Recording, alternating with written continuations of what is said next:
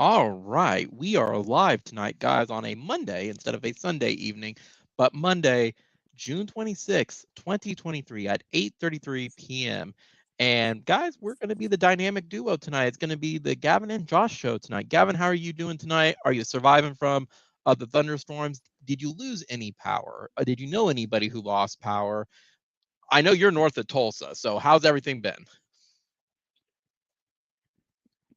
It's been doing really good. I'll just tell you, it's been kind of crazy. We've actually had over close to 200,000 losing power in just our county alone. And what's been so crazy about it is that we've had electric companies that have actually came from as far as New Jersey just to come and help out with the storm damage, if anything. But I know my ex brother in law lost power. That was kind of crazy, along with my sister as well, where they were without power for Yeah. about quite a few days, So it's been kind of been of a crazy ordeal. Now, where I was at, we didn't lose power, which was fortunate, but we had a limb that was still hanging on our electric line that was nearly close to like 4 or 5 days before the electric company just decided to come up and just basically get the limb down of our line. So yeah, it's been probably one of the weirdest deals.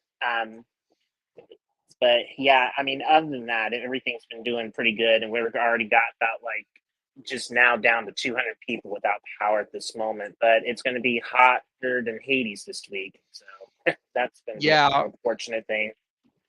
And last I checked, it only looked like maybe 300 people at this point don't have power for it, if that. I think it was over the weekend. They really, really worked a whole lot. Did they ever confirm what it was? Was it just straight line winds? Was it a downburst? Did they It actually was ever outright it was say it? straight line winds. It was like straight line winds. It was over 100 miles an hour. Did they ever confirm yet the total wind mileage for it? Because I think last I saw something anywhere from 115, and I saw someone say 130, but they said it was very high winds for it for being surface level winds. Yeah, I mean, it was at least over 100. I'm not sure about 115 to 130, but it was over at least 100 for certain. But the one thing that really was, crazy about all of it was that when that wind damage hit, because those winds are going so fast, they actually created the tornado sirens going off, even though there was no tornado warnings in the area. Because when they hit a Yeah, certain mileage or so, those sirens will go off in an instant. yeah, So, it kind of created a little bit of confusion. And then we actually did had a tornado that actually touched down just about northeast of me, yeah, where they actually did confirm an EF1 tornado did touch down by Lake Ulaga. And yeah. it really kind of created where there was people camping there, and luckily nobody got hurt because that's where the tornado touched down. Yeah, So yeah. I had no idea how that happened, but that was just a miracle in itself. Just crazy weather all around, man, with it. And now it's weird that a week ago we all had thunderstorms, and now it's like scorching weather. Yeah. If you don't like the weather in Oklahoma, just wait 5 minutes. That's the old Five saying. minutes, more like 2 minutes at this point. Um, I mean, I Exactly. I heard the wind come through because I got home from D&D and I was like, I'm tired, I'm going to bed from it, and I like went to bed, and then I heard the wind pick up. I thought it was just a gust, and I went, oh, that's that's nice, and then just like rolled over. Didn't realize like that it was increasing in power and turning into a massive squall line. Um, that was headed to Tulsa until the next morning for it. Yeah. So it definitely was a crazy deal. I mean, I actually woke up from that storm, and believe it or not, my work called me and they said, "All right, we need you in here at 2 in the morning, so get in there." So Like, yeah, were you able to make it to work at 2 in the morning? yeah, and the thing is, our station was without power, but we had generators that was keeping it going for a couple of days as well, which was kind of crazy. Right, right, right. I mean, some of those generators can last a couple days. Some of them like struggle a little bit Yeah, for it. I'm assuming y'all's have a couple days before it really starts to uh be a strain or something for the new station or anything. yeah, it sure was. So it was able to last a couple days. But I mean, even I will say this: even coming to work, there were some buildings that were like right next door. The shingles just like came off the roofs entirely on just some of the buildings next door to us. Yeah. And it was, and I'm not talking like little itty bitty shingles. I'm talking about big shingles that were probably about maybe the size of an air conditioner. That's how big Yeah. it was. Yeah. I mean, it was a big storm. Big storm. So Gavin, we got lots to talk about. We haven't had a live stream probably since I think June 4th. So let's hop right in. Let's kind of recap some stuff. I want to do more in depth on the football stuff, but definitely let's talk softball first. Obviously, softball, they beat Florida State and won the Natty for the third time in a row, probably putting them up as far as, in my opinion, probably up there with how well they've been and maybe with more success and stuff they have up there with Alabama football, UConn basketball, like you name it. Like it's very difficult to win one. It's extremely difficult to win two, almost near impossible to win three. Like you have to have some moxie. You have to have some like the stars have to align to not only repeat but to do it twice in a row for it. What was your initial reaction from? Let's kind of start with the softball stuff, then we'll go the postseason for it. Of OU's kind of entire run from the beginning of the tournament season all the way to winning their third championship. Okay, so going back to regionals, I mean, honestly, regionals was more of a cakewalk. I think, with like the first team that they always get, and it was like I can't remember. It was like Hartford, I believe, or something like that. I can't remember the top of my head, but pretty much blew them out with easy fashion. Then they was able to beat Missouri, without an issue either. And same with Cal, and just sort of run ruled them. But the thing is, when the tournament, came out, Clemson was the one team that was very nervous for me more than anything, because I thought Clemson was much more better than a 16 seed, to be honest with you. They should have been like at least a 6 or 7 seed. They were nowhere deserving of a 16 seed with the way how that was. Do you think that they were placed there with it? Well, let me back up. You got all the awards. They got all the accolades from it. Do you think probably Jordy Ball was she robbed of the best player with it, or anybody on the OU team for it, or do you think it went to the rightful player? I mean, here's the thing. Cagle is kind of, is basically like the softball version of Shohei Ohtani, who can pitch and throw. We haven't seen that in like nearly a decade with like Kalani Ricketts, if anything. So like for her, for do that stuff with the bat and to pitch, I have no problem with that at all. With it going to Cagle. But the problem that I have, though, it was just like I just look at it as like I have, think of anything like the team, overall with Clemson, they are a lot more better than what people realize it. And I felt like the tournament, whoever organizes the tournament and everything, they just put them in a bad spot, if anything. Right. And keep in mind too, like someone was going to get screwed. They were going to get screwed because they were going to be in the Oklahoma regional. That happened to be Clemson. Yeah, it sure was.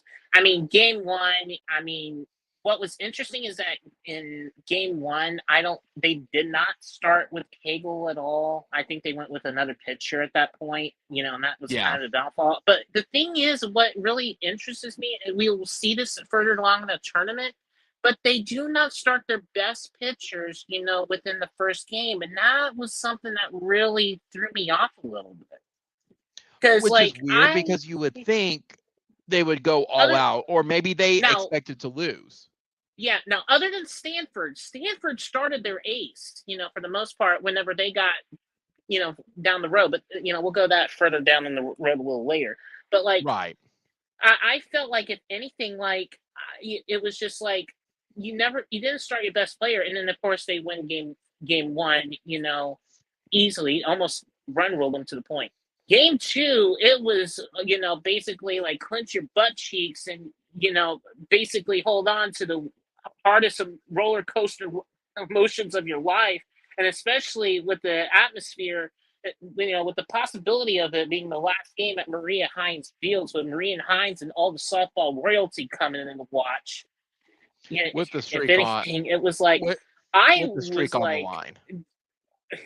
with the streak going. Exactly. It was probably the most crazy storybook ending for Maria Hines Fields that you can probably imagine or write of, if you're a sports writer. I mean, that is something I've never seen in my life whatsoever. And to have it go that way with Kinsey Hansen's 3-run bomb to tie it, and then, of course, Tiare with the go-ahead in the 9th. I mean, that was probably one of the most epic games I probably think was in all of college softball this season, period.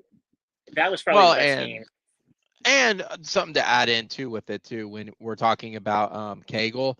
The joke's been going the entire time, but I'm not going to shy away from it. Man, Cagle's going to look great in an OU uniform if she decides to transfer to OU. I don't think she would, but yeah, crazier things have happened. So OU beats Clemson and then moves on, obviously, to the World Series. And I would say, honestly, when you look at the games, like Stanford gave us a lot of trouble. I think that was the one team that OU it was the paper to the rock. And even though the rock, you could throw the rock through the paper for it, their pitcher is really good. The problem is Stanford had the same problem a lot of teams do. Who am I thinking of from the year? Yeah, the year before where it was that team that beat us. The 16 speed for it. You know who I'm thinking of. Oh, are you talking about from last year? Yeah. It wasn't UCF, was it? That you're thinking of? No, not UCF. James Madison. Oh, that was 2 years ago. 2 years ago. They have fantastic pitching. They have absolutely no batters. And that's Stanford had the same thing. They could take you on a pitching duel. They just did not have the batters. And at some point, they're going to, hey, Sooners, Cowboys. At some point, it's going to catch up to them. They're going to start making mistakes because they're tired. You had the depth to recover that. The rest didn't for that. And you saw that with Stanford. And there was I didn't want to play Stanford again for it after that first one, but they knew what to play. And yeah. So Najari was the pitcher that we're referring to more than anything. And I'm not kidding you, her rise ball, it is probably one of the most deadliest rise balls, in the country. And of course, she's only a freshman, which is even more scarier because it's like, if you're going to have 3 more years of this, I can't imagine the wait until you're Stanford to have somebody that's when she gets to a senior.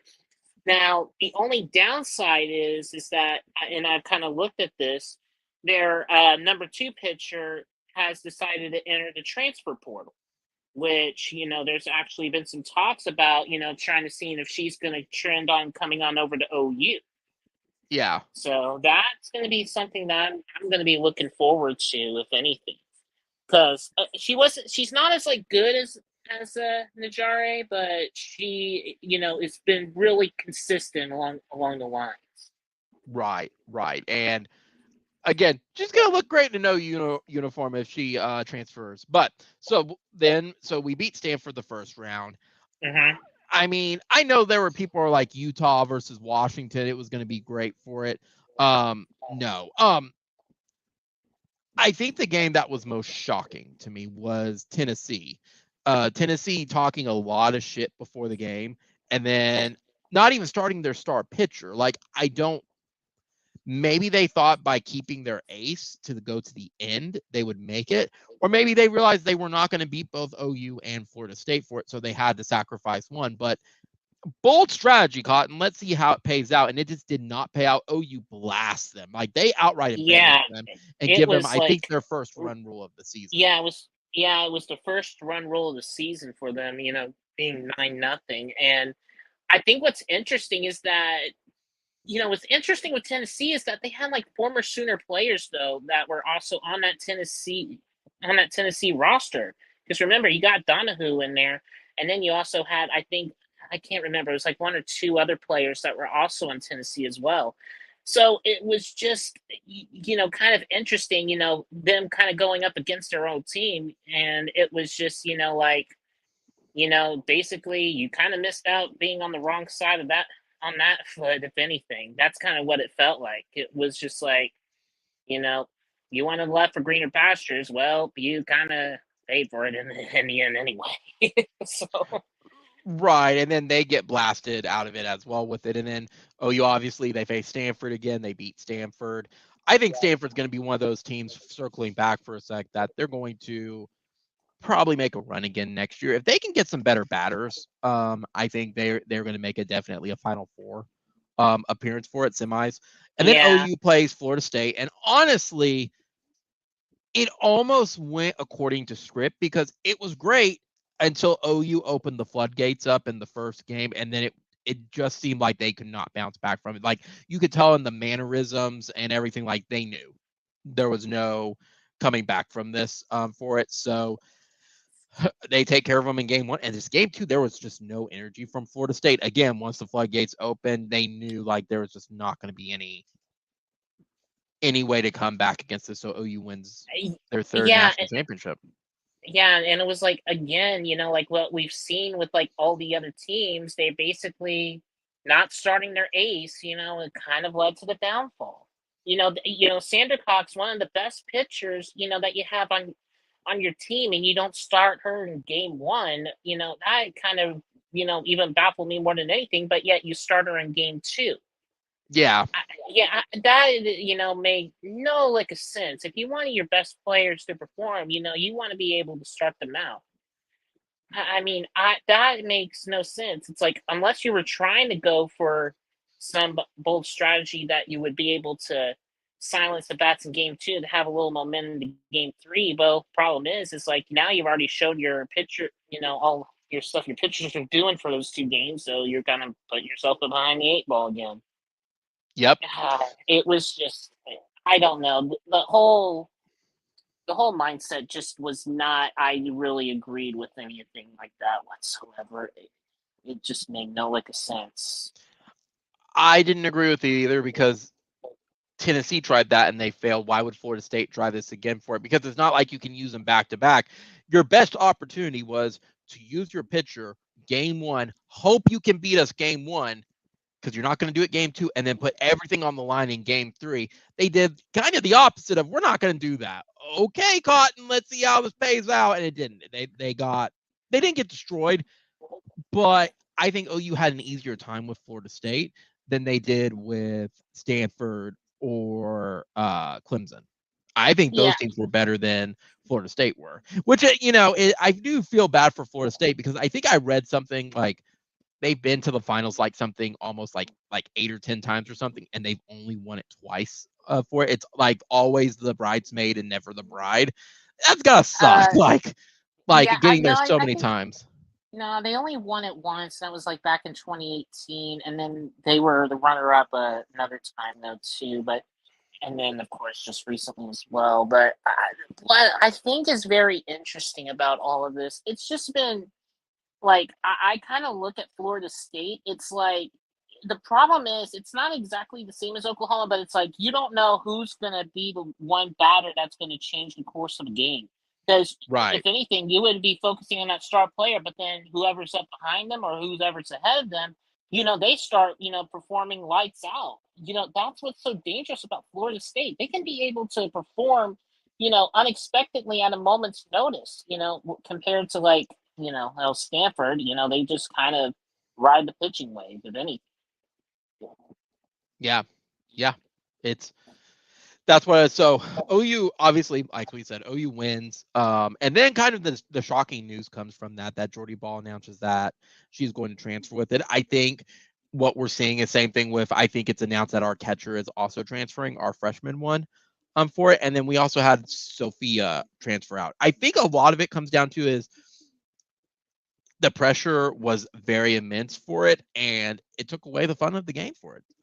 We know Jordy was very homesick, and it sounds like based on maybe some of the news articles, if I read them right, she was homesick since day one for it, and she endured 2 years here for it. So the Yeah. most you can do is wish her congratulations. Like, she's done it. She's won it all. The most she hasn't gotten is the player of the year, and she could get that at Nebraska. Now, I think she will have the same problem that Clemson or Stanford has. They can have the best player. If people can't hit, it's not going to take you very far for it. I think she's going to have the same problems there with it, but it don't matter. If that's what she feels for it, more power to her, and I hope she wishes the best, and then I hope we beat her. That's all you can wish for. Yeah, I mean, honestly, yeah, I mean, if anything, Jordy, and it's like it's an hour away from where she lives at, which is just like, if I'm not mistaken, like outside of Omaha.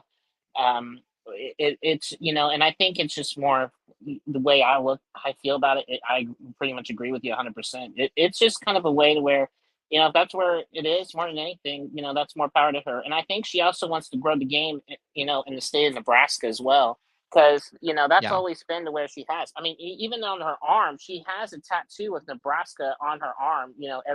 Before she pitched, even though it was sleeved up and everything.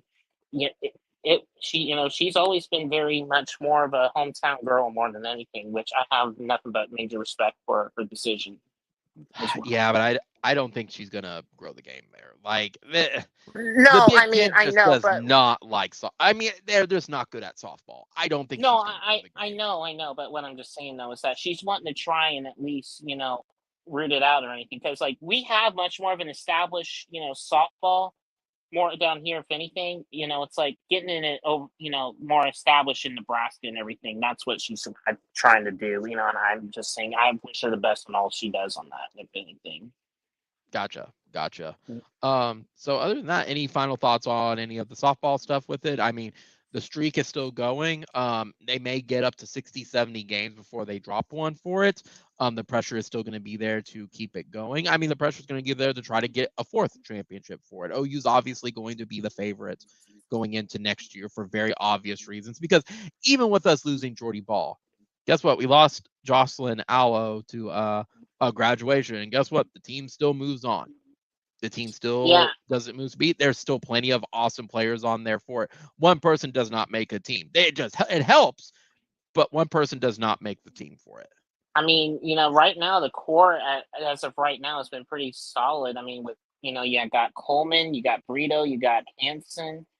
Right. I'm just trying to think as well. I mean, Sid Sanders, finally kind of got out of the slump and just basically started doing well. So like the good core of it is still there. And of course, I'm trying to think. I think Riley Boone's still going to be there. I'm not 100% sure. I believe she's still has another year left. I So think she's still there. Yeah. yeah. So like you've still got a good majority of your core there. You're just kind of basically trying to fill in a few pieces here and there too, and you can get that within the whole you know, within the portal or, with some recruiting. I mean, right Right. now, I would say right now, and I'm really wanting to see this into this a little bit too, because like Kristen Deal, who's supposed to be like one of the pitchers that we need to make sure we step up, that she's going to have to be on her game too. But it doesn't hurt to have like that third pitcher, in there as well too, because that's where is in a big need. And of course, you can put like TRA at short, because she actually did play short for a majority of the season while Grace was injured as well. And you can still Right. find a way to fill in second base and just have somebody filling in right. So, I mean, you still got the players that are there, but it's just going to be like just a few small minor issues here or there. But I would say mostly pitching and maybe like second or shortstop and right field. That's the only minor issues I could see at this point. Right. Let's so softball's there. We Jordy stuff, everything. We're in the off season for it. We can still enjoy it. Let's before we hop a little bit into some of the OU football stuff. Gavin, did you see that? Because I was wanting to mention it a while back, but did you see that Homefield released OU second collection of shirts and everything? Oh, I don't think I have. So they released a couple weeks ago OU's second collection that had some stuff. The first one was okay. I'm not going to say it was like awesome for it, but the first one, it did what it was supposed to essentially for it. The first one, if I can bring it up on here, for it, the first collection had a lot of generic shirts. Like it had the Sooner Schooner on it, on like gray tees with like a red screen print for it. Let's see if I can bring up, here it is, Oklahoma. I think the most notable one that I got from it was the one that said Roughnecks on it. Now this go around, there's some very, very clean shirts.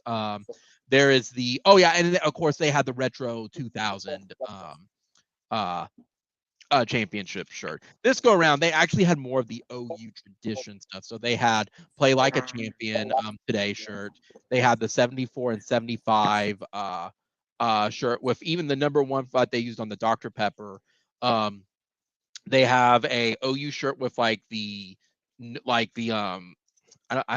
flare logo like they use on the baseball uniforms. It looks Oh really, yeah, really, yeah, really yeah. slick for it. And then of course they have some of the generic ones as well, of like the script. That's what I'm thinking of.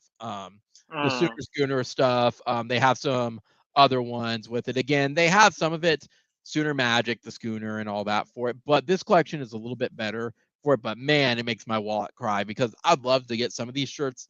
Woo, they are a pretty penny. I will say that. They're worth it. Oh, and I do like the first one where it was Boomer Sooner. It's a red one with the classic like kind of white helmet. With it with a red OU. Love it. Man, it's expensive, but that released a couple weeks ago, and I'm looking forward to maybe like a third collection, maybe them having like a Superman design for it, or maybe some like Sooner Magic stuff with it, or something about the 47 game win streak. Like I would love something like along those lines for it that play more to the OU's tradition for it. Yeah, yeah, that would be something really cool. I'm okay. Okay, I don't know if this would be in the collection or not, and I'm a little off this. I know there are other shirts for it, but I would love to see like basically. I know you're talking about. I think you talked about the Superman, didn't you? With Yeah, Roy Williams, correct? Okay. yeah. Yeah, I think the one thing I would. Well, I'm just kind of interested about it. Um, I'm just trying to think of some other, some Sooner Magic plays though too. Um, there's like a certain play that I kind of have, and it kind of takes me back though. It was back with Torrance Marshall getting the pick, if anything, kind of having where he leaps up in the air against A&M back in 2000. I Yeah. would love to see some sort of version like that. I mean, I would love to kind of see something like that because that play right there was definitely something that saved the championship season. Well, there's also too, you could have the Heisman's in there. You could have the flag Yeah, plant and everything. There's a lot to pick from. A lot of it's very generic, and I know some of it's retro. Don't get me wrong for it, but yeah. it would be nice to see some of the other ones to with it. That's just my opinion though. Like I'd love to see it. Don't know how they would do that or anything for that. Um, but yeah, that's my thoughts. I would love to. Let's talk football though. Let's talk football, Okay. Gavin. So obviously, like a week and a half ago, SEC had their big reveal of who the opponents are going to play each other, and they made it kind of pretty clear that OU and Texas are going to play every team in the SEC combined together for it. No team's going to play OU and Texas in the same year, but it's kind of a welcome to the SEC. So they reveal like who our opponents are going to be, with the at-home schedule going to have Alabama, Tennessee, South Carolina. Alabama was probably the very given choice because they want to showcase their premier program along with Georgia. Um, my guess, they're probably going to have the SEC conference opener that week 3 in Norman at night. I'm assuming the crowd is going to be bonkers. I'm assuming that's going to be one of the best home games in quite some time. Obviously, with the Jalen Hurts connection, the Sugar Bowl connection, it's going to be 10 years since that. They're going to go all out for it. Yeah. Then you have Tennessee, the Josh Heupel connection. South Carolina, you have the Radler and Beamer connection, and we've never played them, so there's all that. Then you get obviously we have Texas. We don't get a fourth schedule game. So next year Texas will be the one that doesn't get the home game for it. They will have to go out and get another at home opponent for like FCS or whatever. But then of course they showed like OU will be going on the road against Ole Miss, Auburn, Mizzou, and the last LSU for it. So overall, let's kind of start with it. What was your initial reaction when they first revealed all of it? Were you like ecstatic for it? Were you like, I'm looking forward to this? Like, I'll be upfront. This is the best home schedule we've probably had since I think I measured it back in 2004. It's been a hot minute since we've had a good home schedule. And Tennessee and Alabama will absolutely come into Norman ranked. South Carolina has a potential come in ranked for it. Yeah, having like Tulane and all them at home, it is what it is. But I mean, with them keeping it to 8 conference games, there's only so much we can do. Yeah. But that's what is your thoughts though? I mean, look, I'm happy that we get Bama and Tennessee and South Carolina at home because at least we can be able to do something with that. I think the one thing, and this would be a very interesting. I'm LSU is probably going to be. I think LSU and Auburn on the road is probably going to be the most nerve-wracking and everything. And I think they might have that LSU game at night. And if we know anything, like if we know anything about LSU playing at Death Valley at night, it is tough to play. It really is. I mean, I don't care if you're even Alabama or Auburn or anything like that. Death Valley, that is at night is just a different environment than it is during the day. Absolutely. I will say that, and I will say this as well. And I know a lot of people, with Auburn, not being that good or anything, but when they're at home, it's kind of a different feel. I mean, even Alabama even has struggles over at Jordan Hare sometimes during the years as well. It's like when you play there, something is different. And Ole Miss and, oh gosh, the whole hotty toddy, trying to be the Southern gentleman, affair and everything else too. That's another tough environment. I mean, we got I would say probably the most tough environments. 3 tough environments in the SEC for the most part, and then of course you have Mizzou, but last time Mizzou is not that. Correct. Well, and let's back up. Let's back up a little bit. So okay, let's go kind of over it because OU got the tougher schedule. They got one of the top 3, if not like the second one. I think. Yeah. Someone hates Vanderbilt. I'll put it that way. Vanderbilt has the toughest schedule. I know. Because they got like Alabama, Texas, Tennessee, and I think LSU and Georgia. It was like someone hates them. Like, yeah. Good luck. If they beat 3 out of those 4 teams, put them in the playoff. Put them absolutely in the playoff. Now, that all said, Gavin, Alabama, probably going to be the first. And all this is going to be dependent to what the schedule is going to look like. Are we going to have moments where we're going to have a little bit of a breather between teams? Is it going to be back-to-back? We don't know. I would assume it's not back-to-back, but this is going to be a completely different schedule. I'm going to ask you this. Based on the home schedule, and I want you to be honest with me. Be honest. Okay.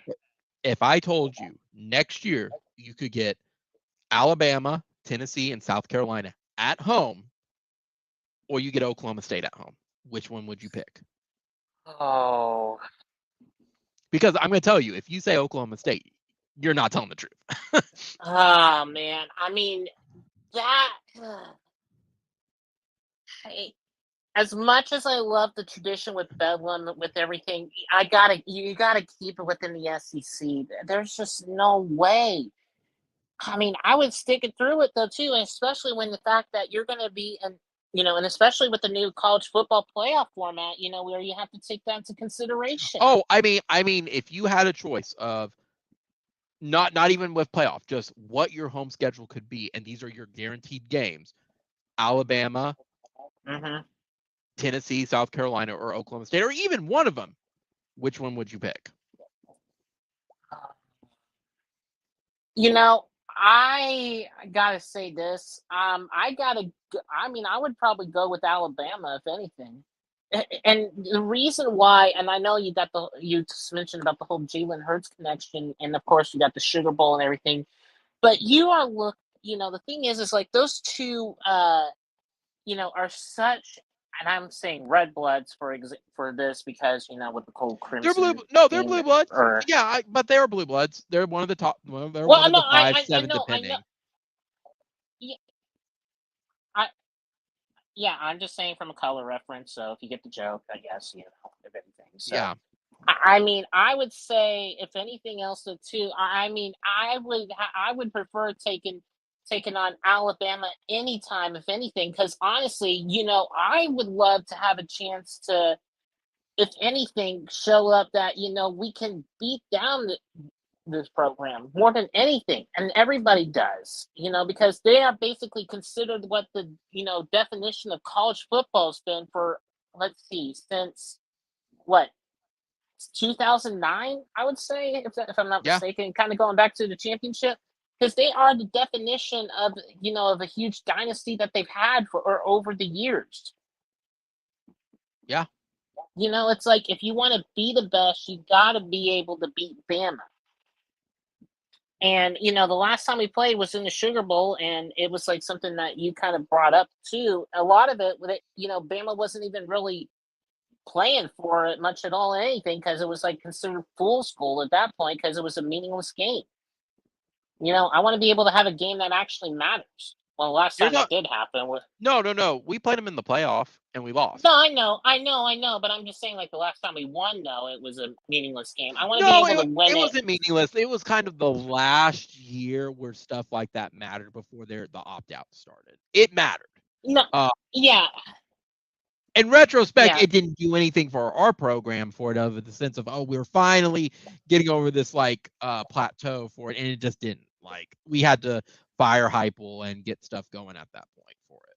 yeah, which is kind of ironic in itself, if anything, too. So, man, but I just want to be able to, be able to have a chance to be able to beat Bama after the last meeting more than anything. That's kind of where Yeah, I look at it. yeah. So going through it, regardless of when it is, do you think we could beat Bama at home?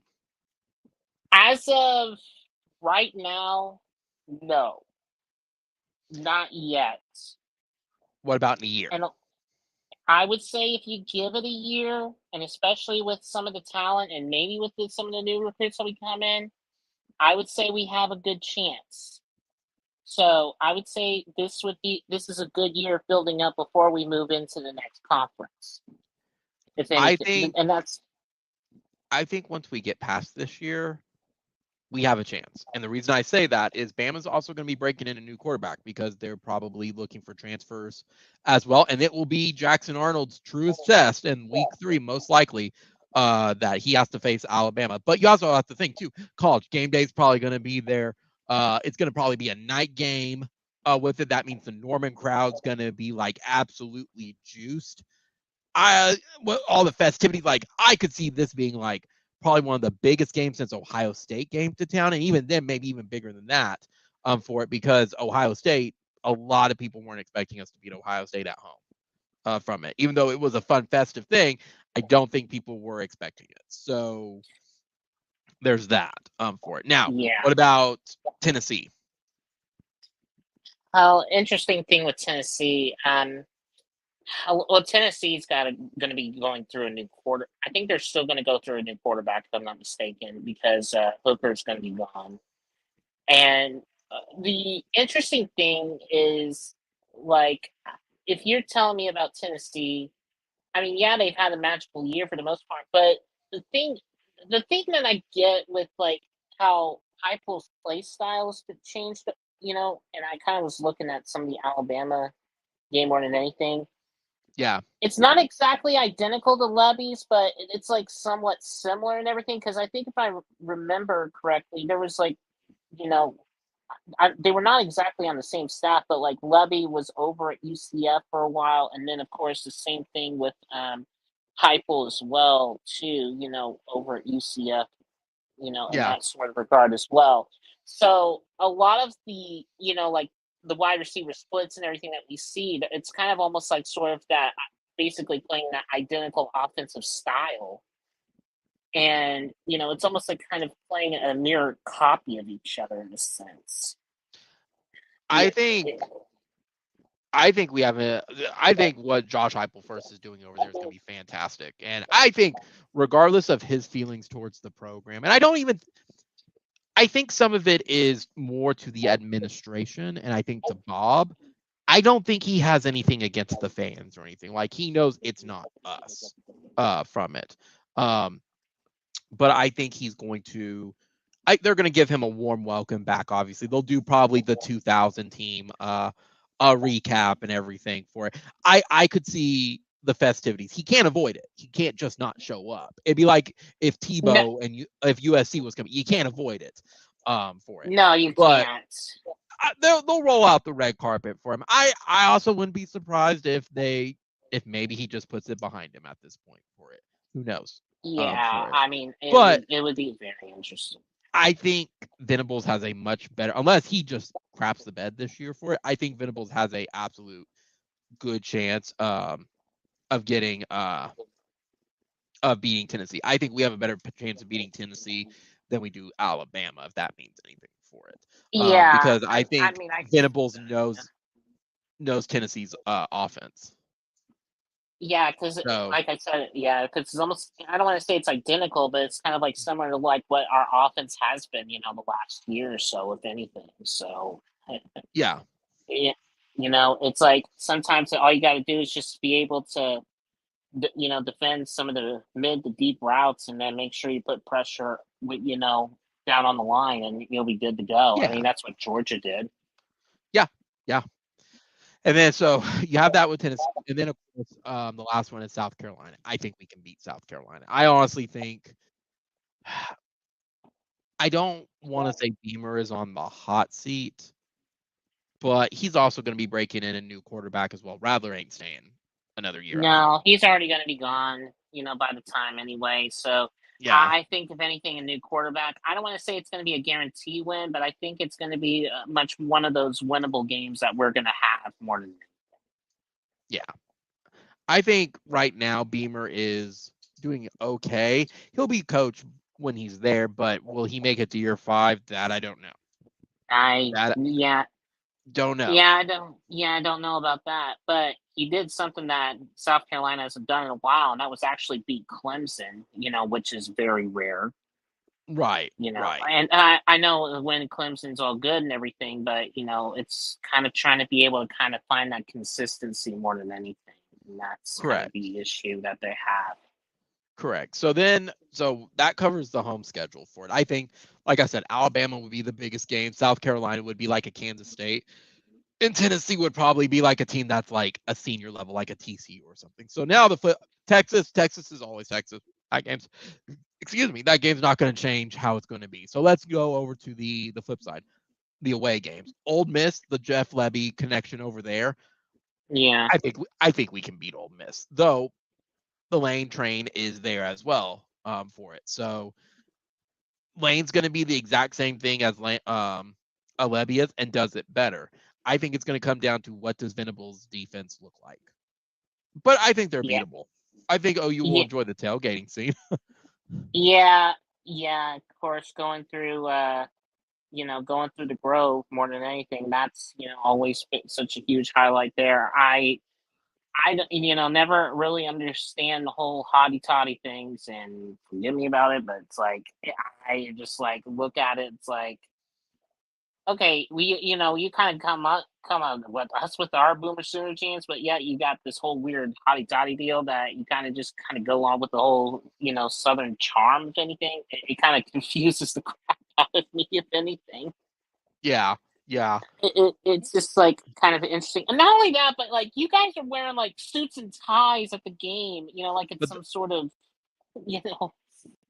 yeah, but I, that's their thing though. That's absolutely their thing. I know it's their thing. It just kind of confuses me more than anything. Like, it's like, I would expect a polo or something like that, not a suit and tie at a game.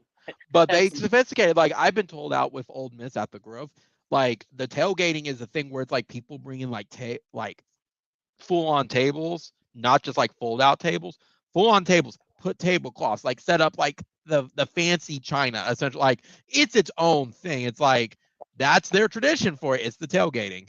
I know it's kind of like I'm like it's like being in another time or something like that. That's kind of how I feel about being if we're gonna be there. So, though to be for fair, sure. I mean, but it's gonna be definitely be very exciting for sure.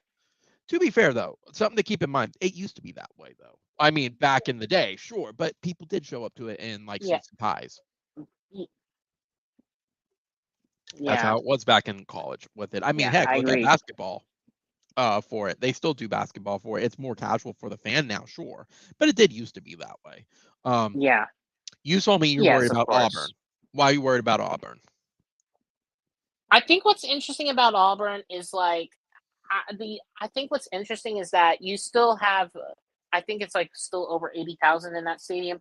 But I've kind of look back and I kind of see like just the environment itself because it's like it's weird because it's like they have like how we always have like Sooner Magic. Well, it's like the same thing with like if it was happening in their stadium.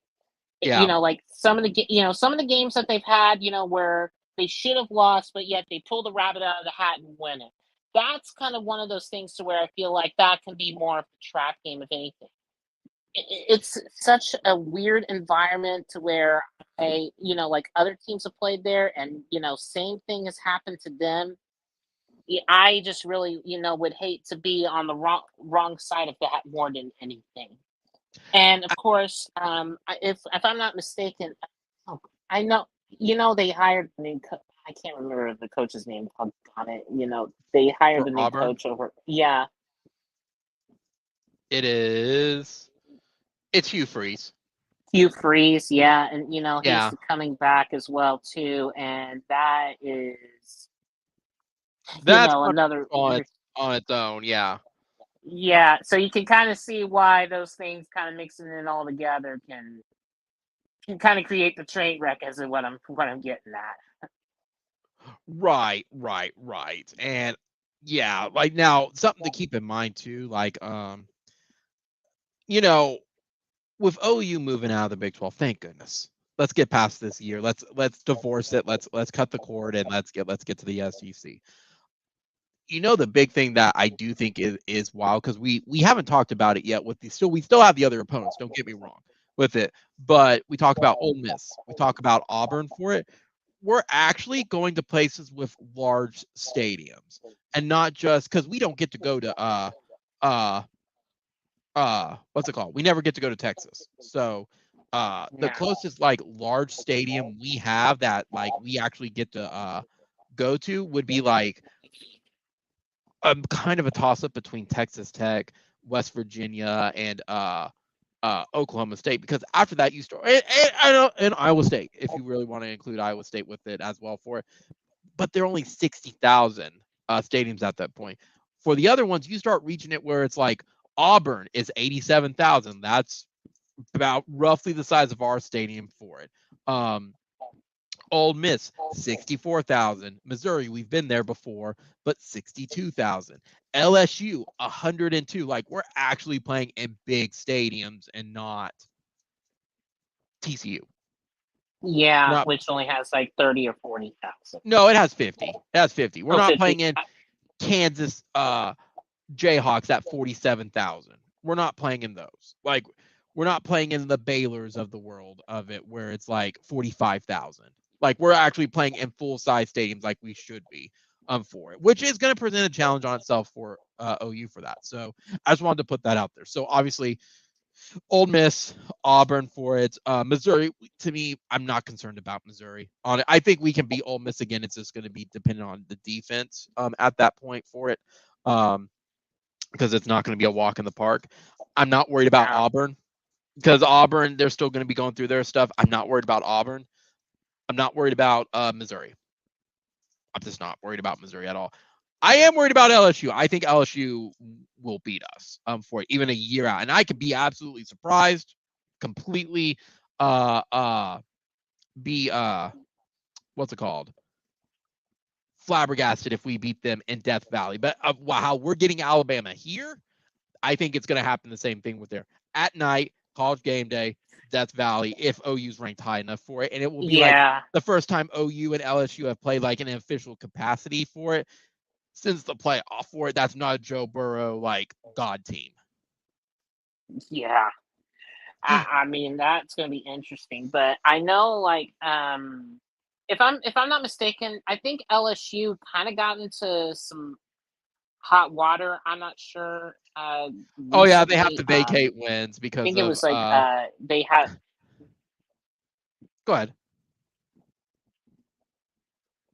No, that's what I was going to say. Though it was like I think it was like they were vacating wins because there was like some issues that they were having like back in the day with like I think it was like with Les Miles, wasn't it? Yeah, it was with Les Miles in a recruit, but it was more about the basketball program for it, and then the football program got caught in the crossfire for it. It doesn't make them vacate their championships or anything like that for it. Like if they had anything really. for it.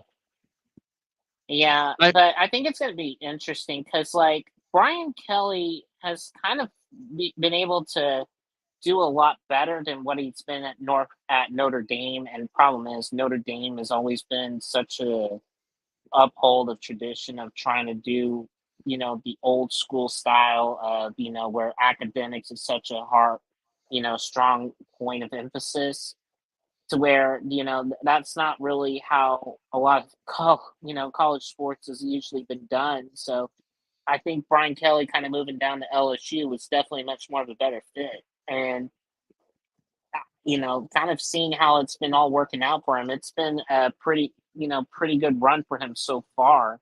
You know, actually beating Alabama, you know, last year, you know, was definitely been a good, good little ring to have around it though too. But it's going to be a lot different, I would say, within the next year or so. I mean, it's going to probably be one of the tougher teams to be playing in the SEC for sure. Yeah, but it's if this was other years, I think we would be complaining about it. Like this is a tough schedule. This. I don't think we're complaining about it because it's exciting. It's the first year in the SEC. I think they're welcoming the hype, and I think that's what the recruits are buying into as well. Is that it's going to be fun. We're not going to have to play the TCUs of the world anymore that we don't care about. We don't have to play Baylor. We don't have to play K-State with it. Are we going to find the same thorns? Sure. I don't know what the thorn will be in the SEC. For all we know, it could be Vanderbilt. Knock on wood, that's not. But it could be. Who knows for it. But at the same time, it's like there's games I want to actually watch versus how many games is it in the Big 12 that I care about? Oklahoma State. Texas, I do. Yeah, Oklahoma State. Yeah. Yeah, it just doesn't have it just doesn't have the luster like it used to, so. Right, and it is what it is for it, don't get me wrong, but it's like I'm looking forward to OU facing Alabama. I'm looking forward to OU facing Tennessee, LSU. I just don't care about anything on the Big 12 slate. I don't. It's it's a waste of a home game schedule. Yeah, it sure is, so. In my opinion. Don't get me wrong. In my opinion. So, but I mean, you talk to Oklahoma State people or TCU people or anything, they would say otherwise, but they're wrong. They're just wrong for it.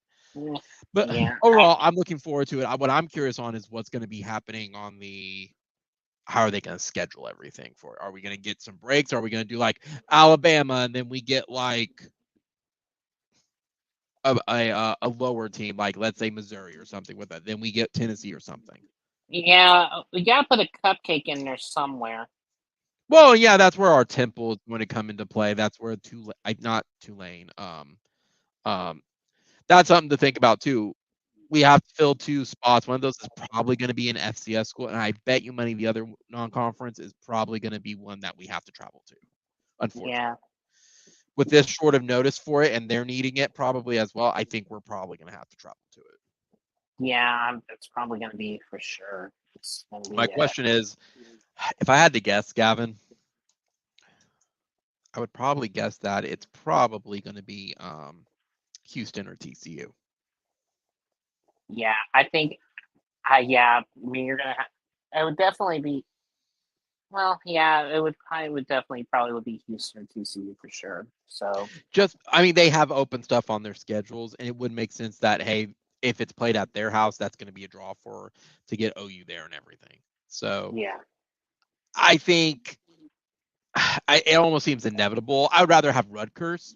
We've never played Rutgers. I know that's New Jersey, but let's get Rutgers for it. Gives us a nice little break and stuff as well.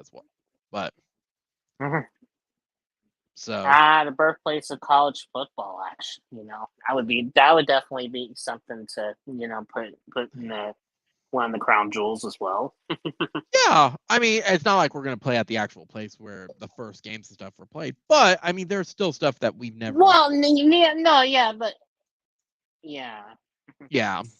Yeah, Just kind of a little something where we can have, from more of a historical standpoint. I always kind of get fascinated with the college football history. So same. I'm looking really fast, Gavin, for it. While I'm bringing this up, anything we haven't talked about yet? Because I got two things left. The only thing I wanted to get your take about this was Kevin Sperry, the OU commit that decided to transfer on over to Carl Albert. Actually, get your thoughts on that. I think he's moving up because he's probably going to commit to OU. Now, what's going to happen? Is he going to be a starter? Is he just going to be sitting the entire time?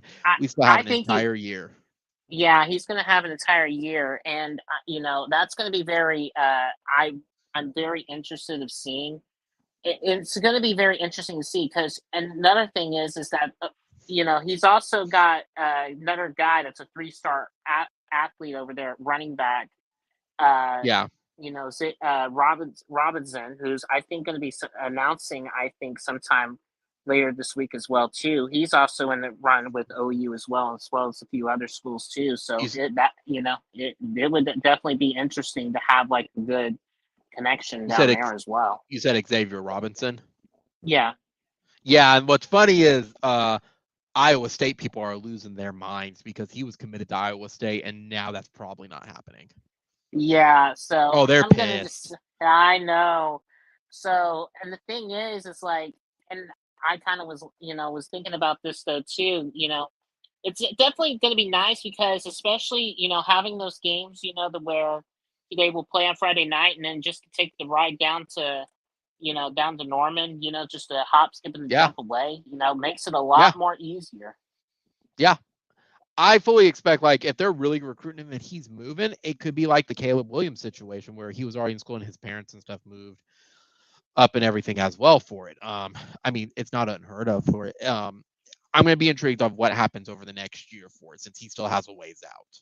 Yeah, he still has a few way out, yeah, but it's definitely something, I think is going to be very interesting and kind of keep your eye on more than anything. It kind of did shape the, high school football landscape for sure, kind of, hearing from some of the inner circles that I've heard more than anything, because, it kind of took everybody out of left field, and it's like, well, if there's one thing in that class, it's like, it's Death, Texas, and Carl Albert football winning championships. That's just it. Yeah, and I would even go as far to say, like, they need to probably bump Carl Albert up to like 6'8". 6'8". Oh, they've been needing to go up to 6'8" for a long time. I've been saying that for years. They have an unfair recruiting stuff for it just because of the format. It's like Booker T and all that for it, and that's why they had to even split 6A. But the one thing I will say, if we're talking about recruits real fast with it, it does look like that based on rumors, the one I've been watching is not that the quarterback. I've been watching Taylor Tatum, and I think he's going to commit to OU. I think based on just forecasts and everything, I think he loved his visit from the last couple weekends. We have the barbecue coming up for it, and I think he's going to commit to OU for it. Yeah, that's definitely going to be a huge win, if anything. I mean, absolutely. Yeah. I mean, we have several too, like Caden Durham. He's forecasted for OU. Yesterday they said same thing with Wyatt Gilmore. Tatum's been the big one with it because USC wants him really bad. And I think DeMarco Murray really left an impression on him. So he wants to stay maybe in Oklahoma. That's what I keep hearing for it. Yeah. And I mean, I'm looking on all the websites, I'm looking on all the stuff with it. Tatum's just been the very, very big one that just keeps popping up over and over and over and over. So we'll see what happens. I think they said Tatum's supposed to announce at some point. Yeah, I think it's supposed to be announced sometime later. But right now, I think if I'm not mistaken, we're getting ready to start the dead period where that was they today. can't have any contact with any of the players for quite a while. So, yeah, starting today. So, so now it's kind of more of a wait and see, and then some of them will make their decisions. But I will say this. I think having DeMarco Murray, and I'm just saying this, not just from having as a college coach, but somebody that has played it in the professional level and know what it takes to go into the next level, that, has been a big draw, especially within the running backs. Because you don't see a lot of former running backs that decide to turn, into coaching and basically want to go into the next level. Right. Actually, I'm wrong. It's not Tatum tomorrow. It's Xavier Robinson is tomorrow. Xavier Robinson. That's what I was going to say. The Carl Albert kid. Yeah. Yeah. So. Yeah. And I'll be curious to see if I think he's going to commit to I'd be surprised if he doesn't commit to OU, but maybe he doesn't. But I think stuff was leaning OU's way. Yeah, I want to say I'm not sure if he's been whitfonged or anything yet. No, I'm not so sure, but I will say, having Kevin Sperry on the same team with him too, and then trying to maybe talk to him about teaming up, down in Norman, that's definitely going to be something that would be very interesting for sure. Yeah. Well, right now they're saying on 247 it's OU 100%. Well, let's just make sure we don't get blindsided. That's for sure, because we've seen that kind of change before in the past. But because of the bag. Yeah, but I will say I'm just saying more than anything. We've seen a lot of good talent, down there, and it's definitely. And I will say this: one thing he has is he has I would call it deception speed, because it's he does not look like a guy that can break out through speed more than anything, but he definitely has more of a lot of power for him more than anything as a running back. I mean, I was just watching the tape on him, about a few hours ago, and he is mostly what I would consider a good power back, but he has some speed that can, deceive people a little bit. Yeah. I mean, he's good. He's good though. I mean, if OU's been pursuing him and trying to convince over Iowa State and everything. Gavin, the only thing I have left at this point, we'll have to see what happens with Robinson. We'll get more on the info about the barbecue and stuff probably over the weekend as it comes up. The only other thing I had was I saw something on Reddit I wanted to bring up, and I wanted your quick thoughts on it before we wrap up. Okay. There's a very interesting Reddit thread, and I think it's fascinating. It's ranking all the programs and their success over the past 40 years. The person said, I would have done 50 years, but I'm lazy. 40 is a good round number for it, based on the stats for it. And basically, it takes into account their wins. Like, when you win, you get a point. If you lose points. If you beat ranked opponents, you get higher. If you beat FCS, for example, you get little to nothing. But if you lose to FCS, oh my gosh. So I was thinking, I'm going to have to make a video on it. I have a prediction. I think OU is going to come in at number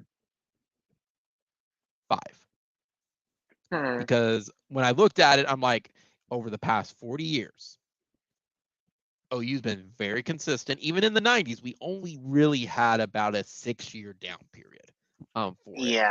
But if you look at it, I'm like, what teams would be above? That had it basically who has more national championships, bowl wins, and everything. Who do you think are the 4 above? Okay, you got to go with Alabama as number 1. I do have Bama as one of them. Yes. Okay, so I'm gonna just kind of go on the top of my head. I mean, I know Clemson has been recent, but I don't think they're that good. I just don't No. know if they would be in that top 5. That's the only thing that's No. driving me crazy. I think they would probably be a little lower than that. Correct. So, and keep in mind, it's from 1983. So 40 years. 1983. Okay. Correct. Yes, I don't have Clemson. Their new success, they would not be up there, in my opinion. No, they They'll be like maybe top 15, maybe top 10. Yeah. Problem is, nah, I don't think Michigan would be anywhere near that because they're like after the whole Appalachian State now. No, they'd probably be in the Ohio State. Yes, I have Ohio State as one of them in there as well. So there's 2 more. Can you guess what 2? Yeah, so I got. So we got. I'm just trying to think. Okay, so I got Bama, I got Ohio State. Yep. I know OU is going to be definitely there for sure. At least 5. I'm just kind of going through everything in my head. At least 5. At least number 5, in my opinion. I would be shocked if they were not at least 5. Or higher. Okay, Okay, so Ohio State. Yeah, Georgia's just too new in the success. Correct. You know, Correct. That would not, I don't have them in the top 5. Yeah, I'm thinking. I'm kind of going through in my head real quick, if anything. Man, I think that's going to be very interesting part, if anything. Do you not have 2 more guesses? Because the other team I can think of on my head, but the problem is I don't think it would even work, would be USC. They are ones I think in the top 10. The problem is with USC, they had recent success. They had a run with Pete Carroll, but when you look at their stuff, their 90s was bad, and their 2010s to 2020s was bad. They had a Pete Carroll run. I would say they would be top 10, but not in the top 5. So you who do you got? I was going to say, well, now I'm thinking because they were only the 80s and then the 2000s. Miami. Oh no, I'd have Miami in the top 5. Absolutely, they've won 5 titles. Yeah, I was going to say. Basically, the only downtime they had was like in 2010 onwards. Like 75%. Yeah, they're up there. I would absolutely include Miami. Yeah, I was going to say Miami was the other one too. So that's okay. So I got 3 that I have before OU. Yeah, who's the last one? And I think you can guess the last one. You're doing well. Okay. Oh, Manny. So let's see. So we got Bama, got Ohio State, got Miami. Oh man, I'm just trying to think from all the success and everything within the last 40 years. I don't know why I'm getting Florida State in my head. I have them in a top 10, maybe top 15, because they only won like 2 titles with it, and they had very back and forth runs with it. Like they were extreme. No, it would have been 3 titles because if we were going back 40 years, because like you had 91, 99, and then in 13. Right, you're right. But they've had extremes. They haven't had consistency. Yeah, so I don't know why I was thinking that, because I was thinking, with all the Bowden years and everything. I don't know why I think Florida State. It can't be, and I can't go Florida because the problem is that was too streaky for them too. Right. So man, Florida would be a top 20. Yeah, Florida would be 20 for sure, but I'm just saying. Do you give up? Yeah, I give up. Okay. I'm going to give you the one that should be there, but to me, they have fallen from grace, and that they will not be a top 5. They will be a top 10, but each year they get more removed, it's starting to hurt them. So the one that's not in the top 5 I have is Nebraska. Nebraska had some fantastic runs, but because they were kind of mediocre since about 2004 and 5 onwards, they may win games, but they're not bringing home the hardware for it. Yeah, that hurts them. Now, the team that is, however, when you look at it, they have the same thing. They have about a 10-year crapola, and it's spread out. LSU would be in the top 5. because while they're not bringing home, they have national titles and they're always in the New Year's Six bowls or the BCS bowls, with the exception of like 3. They would be above OU because of that Nick Saban run as well, and then you get Les Miles right behind him. Yeah, and then you get Coach O after that too. So correct. So that's my prediction. I think it's going to be Bama, Miami, LSU. Who was my fourth one? I said Ohio State, and then OU. That's kind of my prediction. It just makes sense because Ohio State hasn't won a lot of titles. They've just been very consistent. OU is the same way. We have the thing that OU has is we have the NFL draft stuff. We have the consensus and unanimous ones. We have wins. We have BCS stuff for it. And we have national titles and the conference titles. The thing that's going to hurt us is the bowl losses. That hurts with it. But we haven't also thrown up on ourselves against like an FCS team or anything for it.